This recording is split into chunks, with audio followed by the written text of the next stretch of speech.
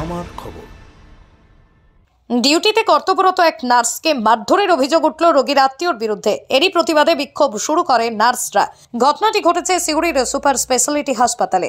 অভিযোগ, গতকাল রাতে মৌসুমী কর্মকার নামে এক নার্স সিউড়ি সুপার স্পেশালিটি হাসপাতালে প্রতিদিনের মতো ডিউটি করছিল। হঠাৎ কৈলাস দলুই নামে এক ব্যক্তি তো নার্সের উপর চড়াও হয়ে হাসপাতালে থাকা লিফটার দিয়েই বারবার আঘাত করা হয় তাকে।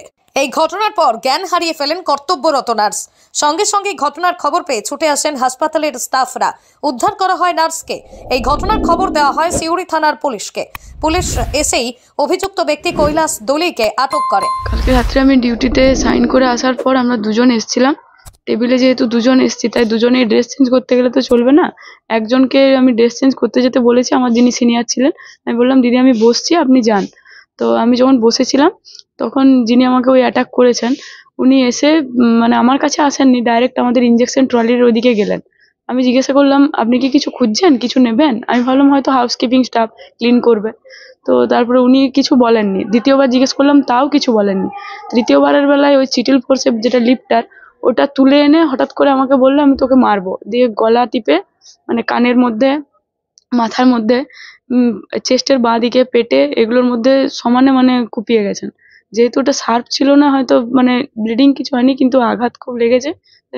মানে আর বমি টমি হয়েছে, মাথায় মেরেছে, এইসবগুলো হয়েছে। হঠাৎ এরকম কেন তোমার উপর চড়াও? কি মনে হচ্ছে? সেটা তো আমি বলতে পারবো না, কারণ আমি না ওনার সাথে আমার কোনো কথা কাটাকাটি হয়েছে, না ঝগড়া, না আমি ওনাকে কোনোদিন দেখেছি। ওনার পেশেন্ট ভর্তি আছে, আমি ডিউটি ধরিও নি তখনও, মানে জাস্ট ড্রেস চেঞ্জ করতে যাব, হুট করে এসে এরকম, মানে কোনো কারণ আমি বুঝতে পারছি না। তোমার উপরে এরকম যে আক্রমণ হলো, হসপিটাল কর্তৃপক্ষকে জানিয়েছো? বা হ্যাঁ, সবাই জানেন। কোনো কি তোমার কিছু দাবি আছে? এটা কোনো ব্যবস্থা নিলে ভালো হয়, নইলে এরকম করে ধরুন আজ আমার প্রতি হয়েছে, কাল যে আরো অন্য কোনো সিস্টারের প্রতি হবে না তার তো মানে কোনো মানে নেই। হ্যাঁ, অবশ্যই ইনসিকিউরিটি একটা আছে। অভিযুক্ত কৈলাস দলুইয়ের পরিবারের দাবি, তিনি মানসিক সমস্যায় রয়েছেন, তাই সে এমন কাণ্ড ঘটিয়ে ফেলেছে। কোনো কারণ ছিল না, ওর সময় সময় মাথায় ডিলেক হয়, একটু বেশি দিন তো নয়, এই খালি। আর এর আগে ধরো এখানে আমি পড়ে অসুখে ভুগি, সময় ব্যাপারে বা পয়সার অভাবে আমি দুজনকে একসঙ্গে চেক আপ করতে পারি না। আমি লোকের বাড়ি কাজ করি ধরো, আর এমনি ভালো ছেলে, এরকম কখনো যে দ্বিতীয়বার কাউকে করেছে বা কোনো কিছু এরকম দিন করেনি। এর কারণটা কি পেছনে মনে হচ্ছে? কোনো কি কারণে উনি করলেন এরকম?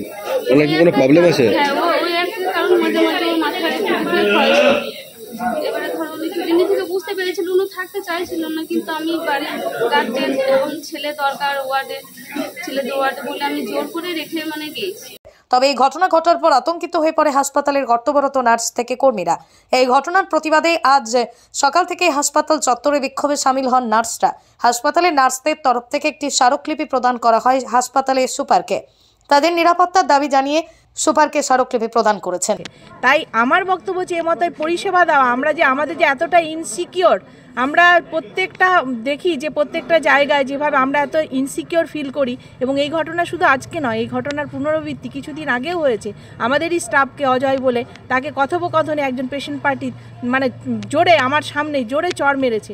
কিন্তু আমার একটা বক্তব্য হলো যে আমরা যারা ছাড়া হসপিটাল অকেজো, আমরা যদি একটা ওয়ার্ডে একজন প্রেজেন্ট না থাকি, পেশেন্ট কিন্তু পরিষেবা কিছুই পাবে না।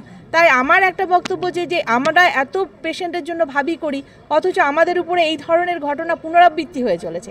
তাই আমরা তার একটা প্রতিবাদ এবং আমাদের এটা ক্ষোভ যে আমরা সেই জায়গাটায় মানে পেশেন্ট পরিষেবা দিতে এসে আমরা উল্টো নিজেরাই মার খাচ্ছি। এটা আমাদের কাছে খুব ঘৃণার এবং লজ্জার।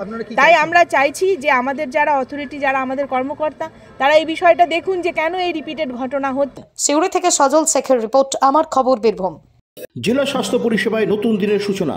এমআরআই, রেডিওস্কোপি, সিটি স্ক্যান পরিষেবা এবার শান্তিনিকেতন মেডিকেল কলেজ ও হাসপাতালে পাওয়া যাচ্ছে। অত্যাধুনিক ব্লাড ব্যাংক ও প্যাথোলজি ল্যাবের সুবিধা রয়েছে। 10 টাকায় ডাক্তার দেখানো এবং ওষুধে 62% পর্যন্ত ছাড়ের সুবিধা। তাই আর দেরি কেন?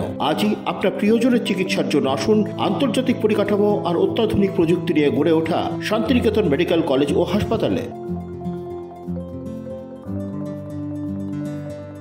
দেখতে চোখ রাখুন আমাদের ফেসবুক ও ইউটিউব চ্যানেলে।